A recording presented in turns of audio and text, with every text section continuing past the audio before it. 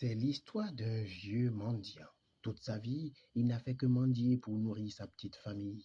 Puis un jour, alors qu'il était assis à son lieu habituel, il vit un jeune homme sur un cheval. C'était un jeune homme aveugle qui, depuis des années, recherchait un vrai et bon guérisseur pour lui ouvrir ses yeux. Dans sa quête, il fit la rencontre du vieillard mendiant et lui posa son problème. Le vieillard l'a regardé longtemps, puis s'est rappelé que son grand-père lui avait donné un pouvoir de délivrance d'aveugle. Entre-temps, son grand-père lui avait dit que c'est un pouvoir à utiliser dans des cas extrêmes, pour une personne à qui il serait prêt à sacrifier sa vie, car le troisième jour après usage du pouvoir, il mourra. Le vieux mendiant demanda au jeune homme: quelle sera la récompense de celui qui vous ouvrira les yeux? Je lui donnerai mon cheval que voici. Il parle, répondit le jeune homme aveugle. Le vieillard mendiant en était heureux, car jusqu'à son âge d'octogénaire, il n'avait aucun bien, si petit fût-il, à laisser à ses deux enfants comme héritage. Alors, il décida de sacrifier sa vie pour sauver le jeune homme aveugle et pouvoir laisser un héritage à ses deux enfants. Effectivement, le jeune homme trouva satisfaction. Le mendiant vieillard mourut après 3 jours en laissant à ses enfants comme héritage le cheval parlant. Le cheval parlant était au service de tout le monde presque dans le village. Il aidait à porter de l'eau, du fardeau, il aidait à porter les vieillards et pouvait prévenir même en cas de tout danger. Malgré tout le don de soi dont il gratifiait tous les villageois, on a fini par traiter le cheval ainsi que ses propriétaires de sorciers. Ainsi, à coups de bâtons et d'insultes, on les a chassés du village. À 3, ils ont pris la route et le cheval qui se mit à chanter. Ko sogban to leda, ko siwa to lehu, ko sona to ledo, to le fitaye loron. Ko sogban to leda, ko siwa to lehu, ko sona to ledo, to le fitaye loron. Il n'y a rien que tu puisses faire. Il n'y a pas ce comportement que tu puisses avoir. Il n'y a pas ce chemin que tu puisses emprunter pour satisfaire l'homme. Il trouvera toujours quelque chose pour te régner, quelque chose pour te rejeter et te prendre ce qui est à toi. Ko sogban to leda, ko siwa to lehu, ko sona to ledo, to le fitaye loron. Ainsi chantait le cheval.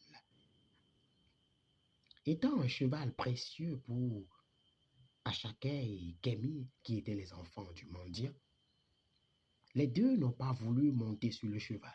Alors, les deux marchaient et traînaient le cheval. Puis, ils ont rencontré un groupe d'hommes qui s'exclama: oh, quelle bête ces deux-là! Un cheval est créé pour être monté.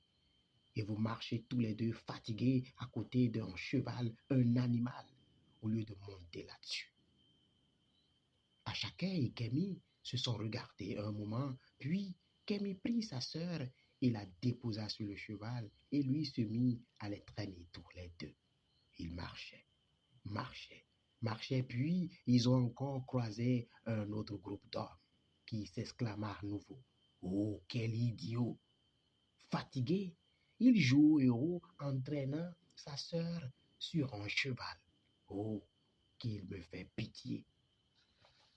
Camille et sa sœur, à chacun, se regardent encore. Puis, sa sœur l'invite aussi à monter sur le cheval.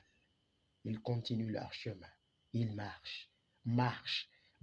Puis, arrivés à quelques mètres encore, ils croisèrent un autre groupe d'hommes. Oh, s'exclama ces derniers, de vrais sorciers. De vrais sorciers. Je n'ai jamais vu de sorciers aussi pourris que ces deux-là. Comment deux personnes peuvent se retrouver sur un pauvre cheval, un tout petit cheval? C'est inhumain. Un animal est comme un homme. S'il vous plaît, traitez mieux ce cheval. Les deux descendirent et mirent le cheval sur la tête. Pendant que le cheval est sur leur tête, Eux, ils marchent. Arrivés à quelques mètres encore, ils font la rencontre d'un autre groupe d'hommes qui dit, Hum, regardez ces deux-là. On n'a jamais vu deux esclaves de ce acabit. Des humains qui marchent, un cheval sur la tête. C'est de vrais esclaves. C'est à ce moment-là que les deux sœurs, Achakeh et Kemi, ont compris le chant du cheval depuis le début de leur marche. Il n'y a rien que tu puisses faire, il n'y a pas ce comportement que tu puisses avoir, il n'y a pas ce chemin que tu puisses emprunter pour satisfaire l'homme. Il trouvera toujours quelque chose pour te renier, te rejeter et te prendre ce qui est à toi. Ko sogban to le da, ko siwa to le ho, ko sona to le to le fi taye lọ́hùn. Ilé ayé fúngbà díẹ̀ ni o, ọmọ aráyé ẹ ṣeré o. Alors, vous qui faites tout pour plaire aux hommes, faites attention, car jamais vous ne réussirez.